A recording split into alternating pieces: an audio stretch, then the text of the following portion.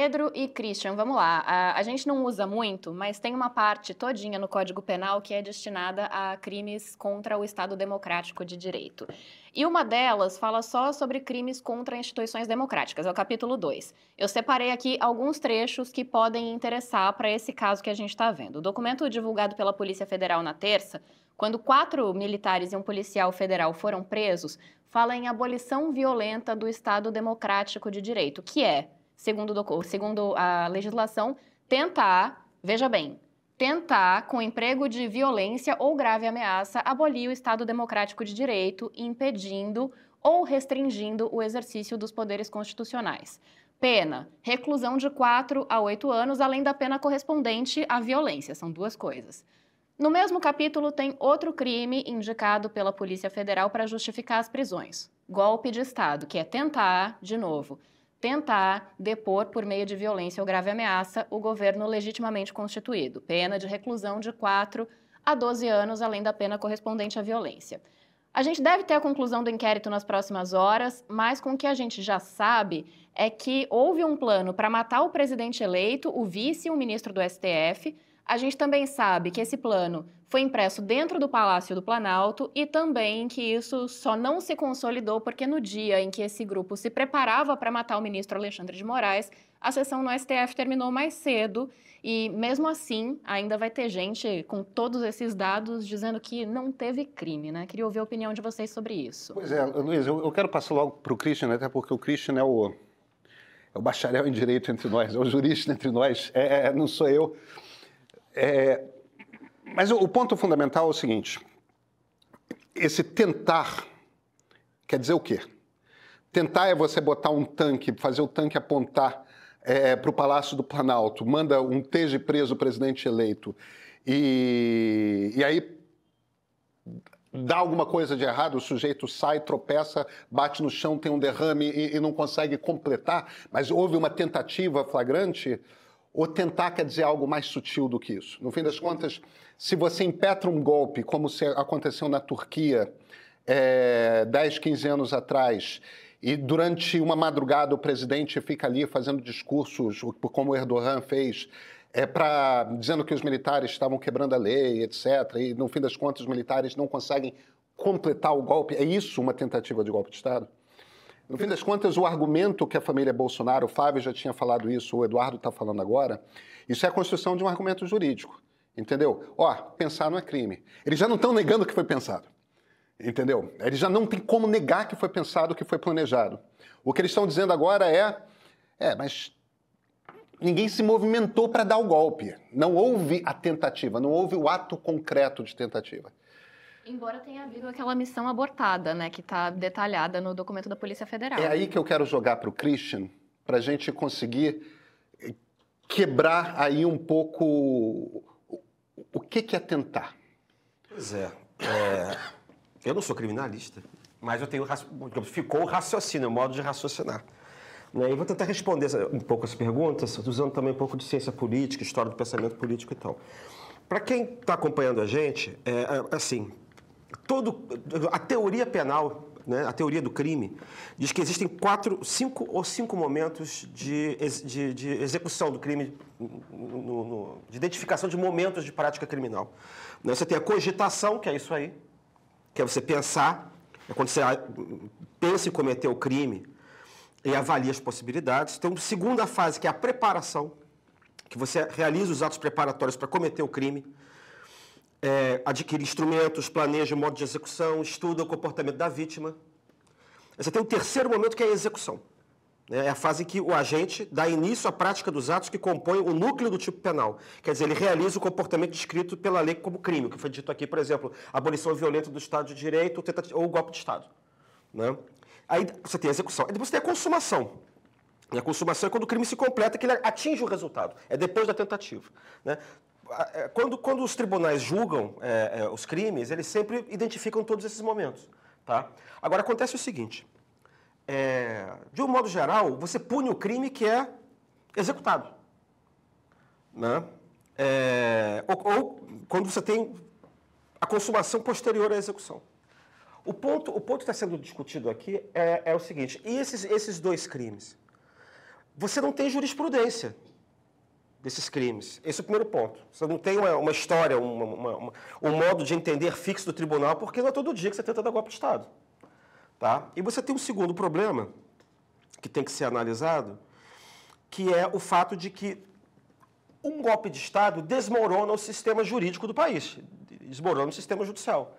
Então, você não pode punir só a consumação, você tem que punir a execução, que é a tentativa. Christian, você não pode punir a consumação. Claro, por isso mesmo.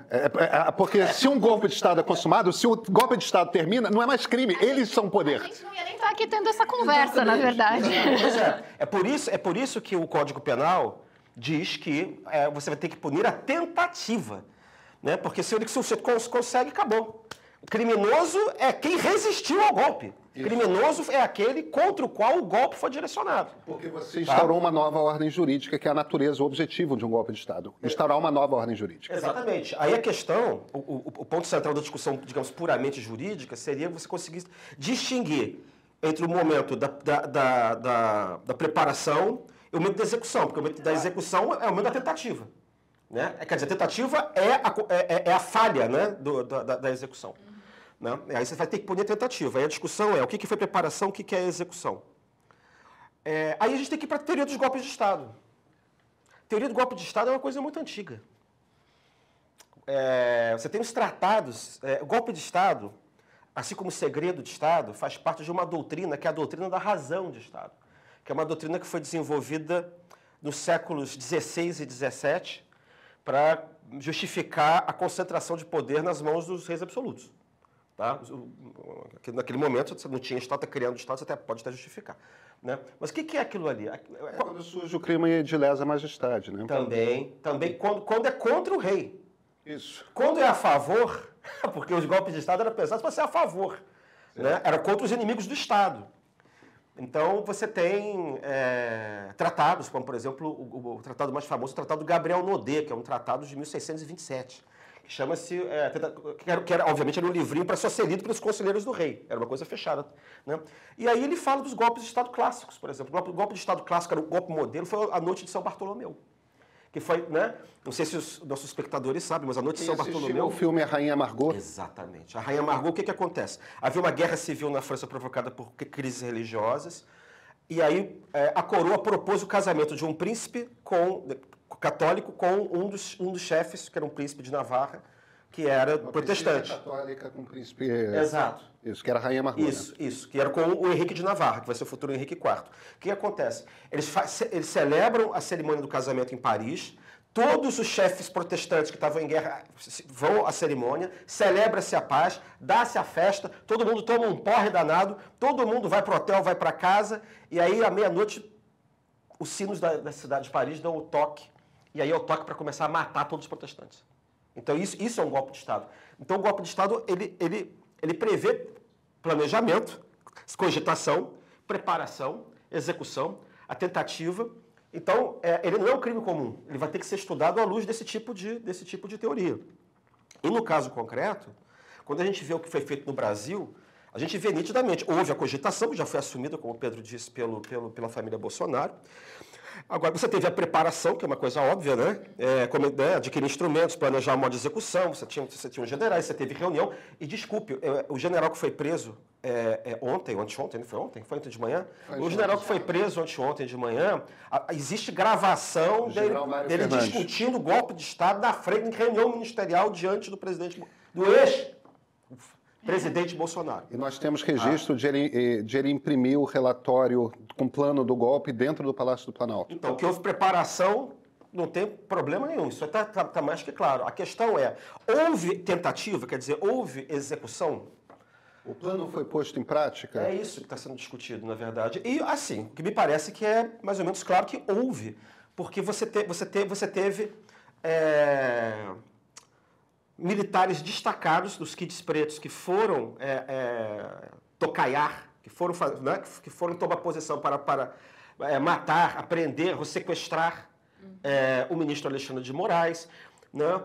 Você tem uma ligação óbvia entre a falha na consumação desse crime, desse atentado, posteriormente com as pessoas que estão em volta, que estavam em volta dos quartéis, né, pedindo o golpe de Estado, e depois com o 8 de janeiro, que é uma tentativa de você também estourar a fagulha para conseguir justificar a intervenção do Exército. Então você tem um plano muito mais amplo e houve o início, na verdade, de execução desse plano de golpe de golpe de Estado. Eu ia entrar exatamente aí para te perguntar se o 8 de janeiro já não é uma comprovação de que o plano foi posto em prática, né? Isso, você começou a pôr em prática, alguns aspectos falharam e depois você foi tentando corrigir, colocar e foi modificando os planos e tentando executá-los de outras formas, entendeu? Ao longo do... Tem alguns... Deixa eu trazer alguns dados que estão nesse relatório de mais de 200 páginas da Polícia Federal. Não li o relatório todo. O que eu fiz foi o seguinte: eu estou usando a mágica dos modelos de linguagem de grande porte. Eu peguei o relatório, eu peguei as decisões e os despachos do Supremo Tribunal Federal, joguei no Notebook LM do Google, e estou pedindo... O Notebook LM é um bom instrumento desses. Nesse caso, é melhor do que, por exemplo, o ChatGPT, porque como é um volume muito grande de leitura, você pode fazer perguntas a respeito daqueles arquivos e ele te dá o ponto exato em que ele tira informação. De forma que aquela coisa dos modelos de inteligência artificial que deliram, ele não tem esses problemas. Então, uma das informações, por exemplo, que está no relatório da Polícia Federal é que o general Mário Fernandes, esse general que foi preso, ele tinha contato direto dentro do acampamento em Brasília com uma moça chamada Cleo Damião Irano. Essa moça é uma publicitária, uma dessas bolsonaristas fanáticas, que era uma das organizadoras do acampamento em frente ao Forte Apache, né, o quartel-general do Exército lá em Brasília. E eles tinham contato direto, e é muito claro pelas trocas de mensagens deles, do general e da Cleo, que o objetivo daquele acampamento era insuflar o Exército brasileiro, a parte do Exército, que um dos pontos chaves ali é o seguinte: havia uma negativa por parte do alto comando do Exército de tomar parte numa tentativa de golpe de Estado. Você tem um grupo de generais da reserva que querem que o Exército dê esse golpe de Estado, mas eles são generais da reserva. Eles precisavam convencer os 4 estrelas, os 15 4 estrelas daquele momento, os generais 4 estrelas, né, os generais de Exército, que fazem parte do alto comando do Exército, eles precisavam convencer uma maioria daqueles generais, porque aquilo é um colegiado e funciona como um colegiado, a se integrar ao golpe de Estado. O objetivo desses acampamentos era fazer esse convencimento. Aqueles acampamentos não foram uma coisa que umas pessoas frustradas com a vitória do Lula decidiram espontaneamente se organizar. Não. Aquilo foi organizado e foi organizado com um objetivo. E nós temos a troca de mensagens entre o general Mário Fernandes e essa moça, Cleo Damião Irano, em que ele fala de quais são as conversas que estão acontecendo dentro do Palácio do Planalto, dentro do Palácio do Alvorada, e dizendo o tempo todo: precisa insuflar esses militares que estão aí dentro.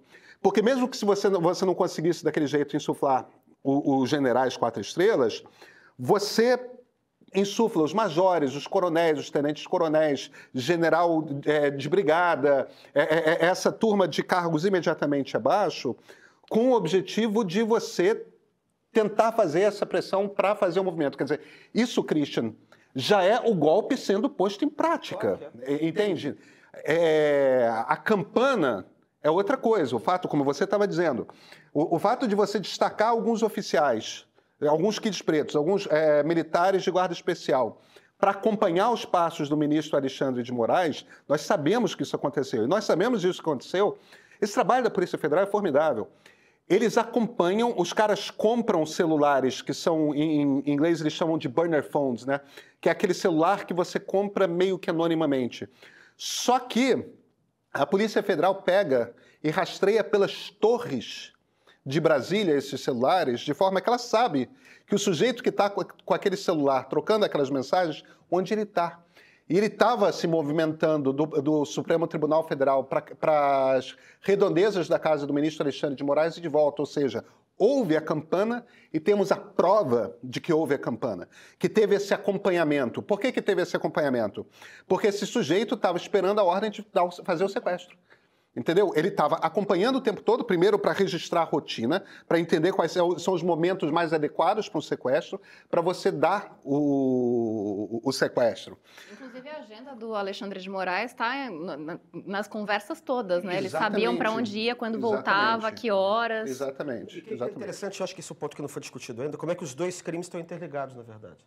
Porque você tem uma tentativa de, mediante emprego de violência ou grave ameaça, abolir o Estado Democrático de Direito, que significa o quê? Impedindo ou restringindo o exercício dos poderes constitucionais, que no caso era a Justiça Eleitoral e o Supremo Tribunal Federal. E no caso concreto, enfim, esse tipo de tentativa foi feito na reunião dos embaixadores, todas as vezes Bolsonaro incitando a Malta, dizendo que as eleições foram fraudadas, dizendo que os juízes do Supremo Tribunal, do Tribunal Eleitoral estavam envolvidos em tentativa de fraude, na tentativa de matar ou sequestrar o presidente do Tribunal Superior Eleitoral. Tudo isso é o primeiro crime.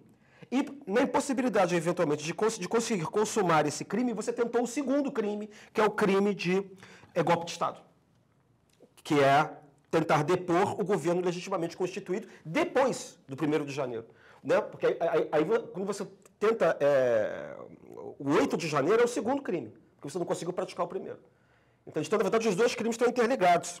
E quem está envolvido vai ser... Bom, no caso especificamente, de quem está diretamente envolvido com aquilo ali, que a gente já sabe a essa altura mais ou menos quem foi, eles vão ser julgados pelos dois crimes. E se pegarem pena máxima, aí 20 anos numa boa. O Mauro Cid está ameaçado de 30 anos de prisão.